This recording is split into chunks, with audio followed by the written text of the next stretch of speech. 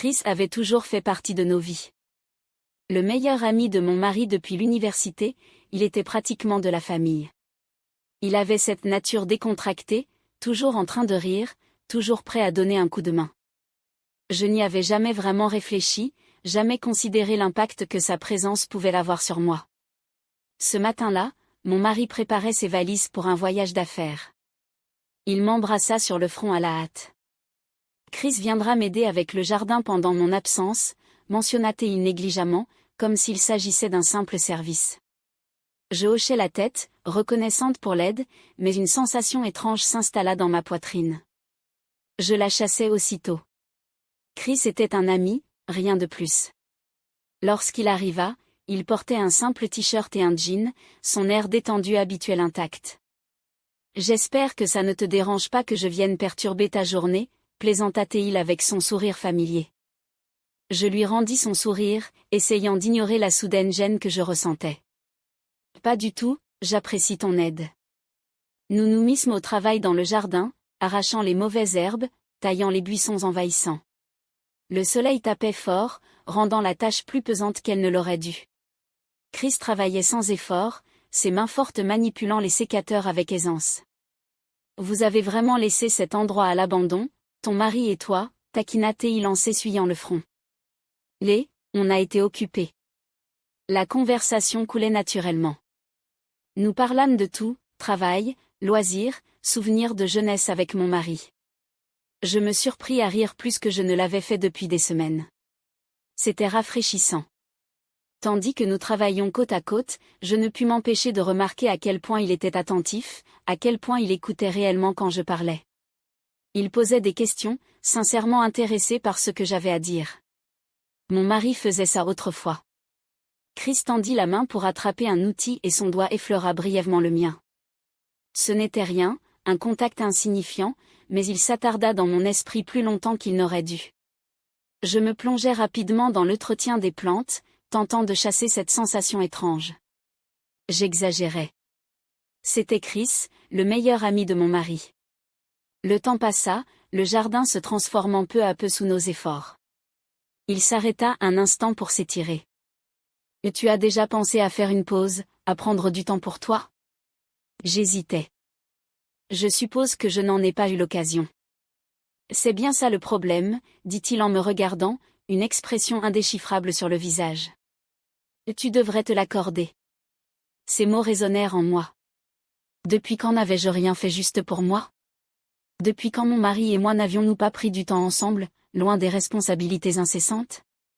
La conversation dériva, mais le poids de cet échange resta avec moi. Nous terminâmes de tailler les derniers buissons envahis et nous reculâmes pour admirer notre travail. « Pas mal », commenta Chris en s'essuyant les mains pleines de terre. Je hochai la tête. « Merci, je n'aurais pas pu le faire seul. » Nos regards se croisèrent un instant, un peu trop longtemps. Il y avait quelque chose de non dit. Je détournai vite les yeux. Je vais aller chercher de l'eau. Dans la cuisine, je m'adossai au comptoir et pris une grande inspiration. J'imaginais des choses. Voilà tout. C'était juste un après-midi à Odin avec un ami. Chris partit peu après, me lançant un simple signe de la main en rejoignant sa voiture. Je l'observais s'éloigner, mes pensées emmêlées d'une manière que je ne comprenais pas. Cette nuit-là, allongée seule dans mon lit, l'absence de mon mari pesa plus lourd que jamais. Le lendemain, tout aurait dû sembler normal, mais ce ne fut pas le cas.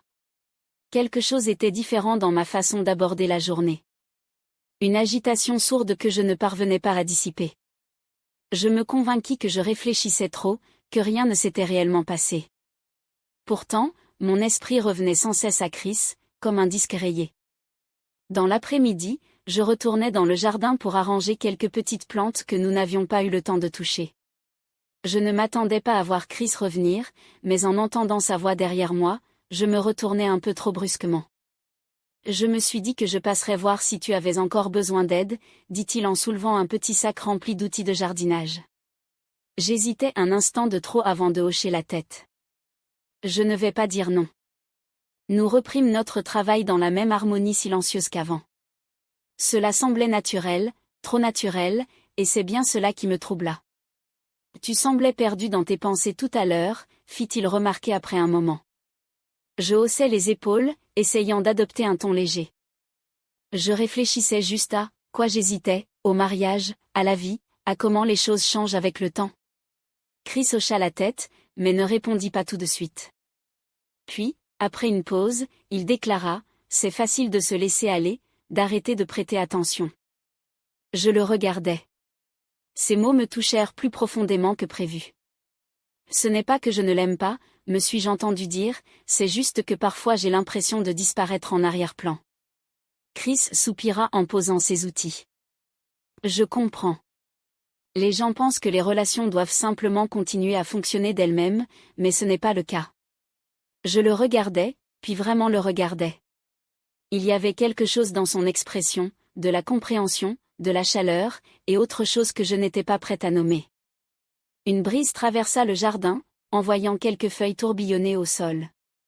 Chris tendit la main et repoussa une mèche de mes cheveux, sans même y penser.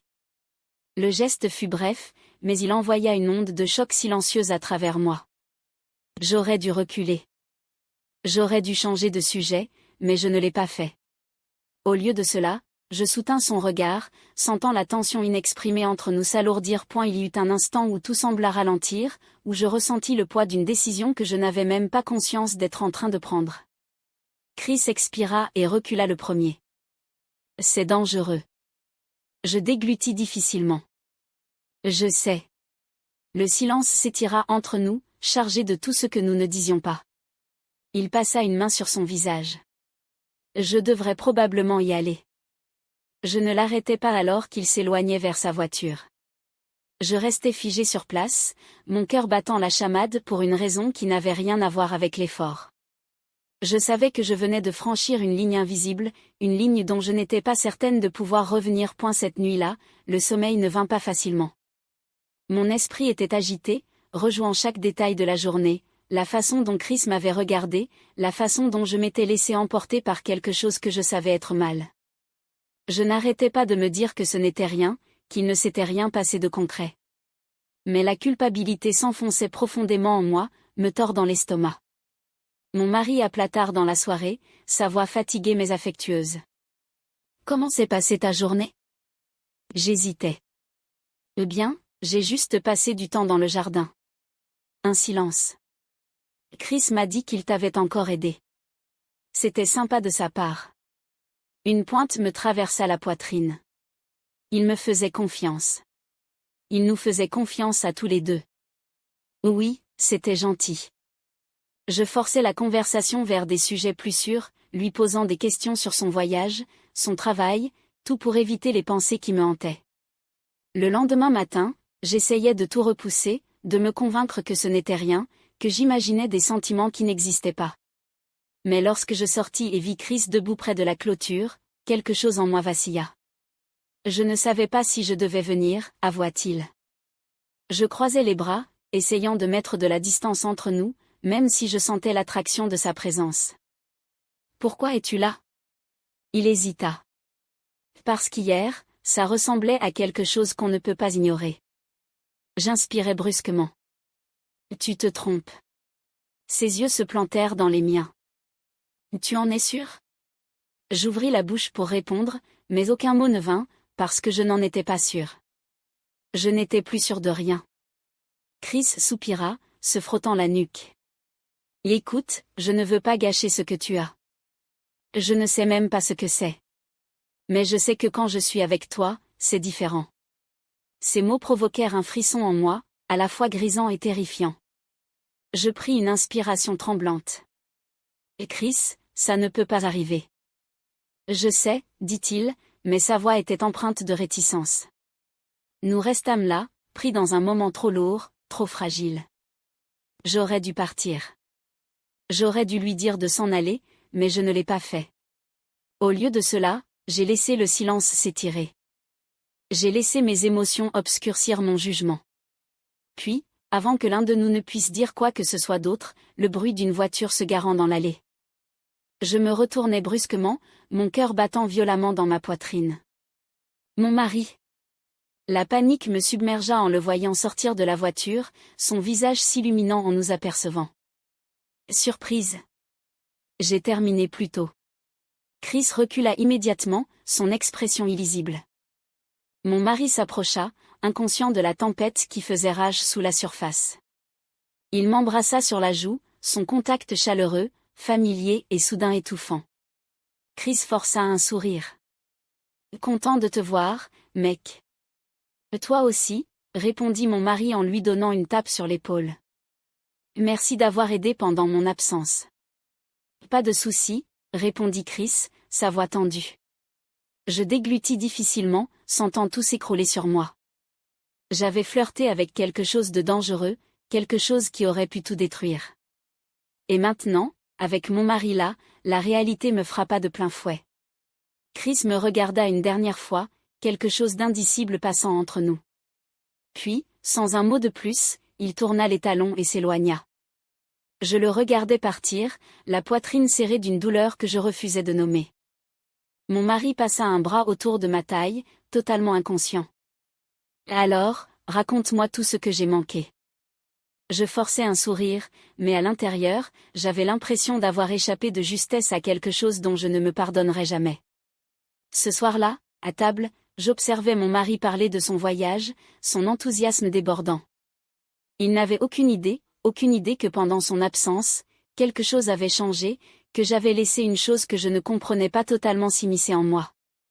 Je voulais oublier, effacer ces derniers jours de ma mémoire, mais la culpabilité ne me laissait pas faire. Elle pesait sur ma poitrine, écrasante, inéluctable. Lorsqu'il prit ma main et la serra doucement, une vague de honte m'envahit. Il m'aimait, il me faisait confiance, et j'avais failli le trahir d'une manière dont je ne pourrais jamais revenir en arrière. Allongé à côté de lui cette nuit-là, les yeux rivés au plafond, mes pensées tournaient en boucle. Ce n'était pas seulement à propos de Chris, c'était plus profond. C'était quelque chose de brisé dans mon mariage que je n'avais pas voulu voir. J'avais cherché quelque chose, de l'attention, une connexion, de l'excitation, sans réaliser que le vrai problème, ce n'était pas ce qui manquait entre Chris et moi. C'était ce qui manquait entre mon mari et moi. Le lendemain matin, je me réveillais avec une décision. Je ne pouvais pas laisser mon mariage dériver davantage. Je devais réparer ce qui était cassé avant qu'il ne se brise complètement. Au petit déjeuner, je pris une inspiration. Il faut qu'on parle. Mon mari releva la tête, surpris. Qu'est-ce qu'il y a? J'hésitais, cherchant mes mots.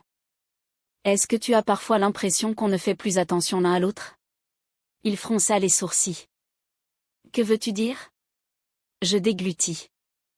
Comme si on vivait en colocataire plus qu'en mari et femme. Son expression changea.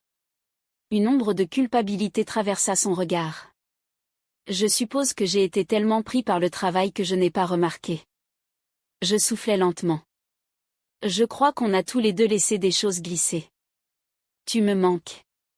Ses yeux s'adoucirent. Et toi aussi, tu me manques.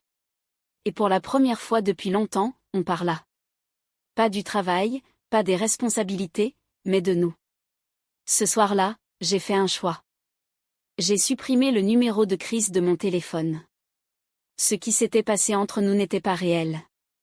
C'était juste un symptôme de quelque chose de plus profond. L'amour, ce n'est pas seulement des moments d'excitation, c'est un engagement. C'est se choisir même quand c'est difficile.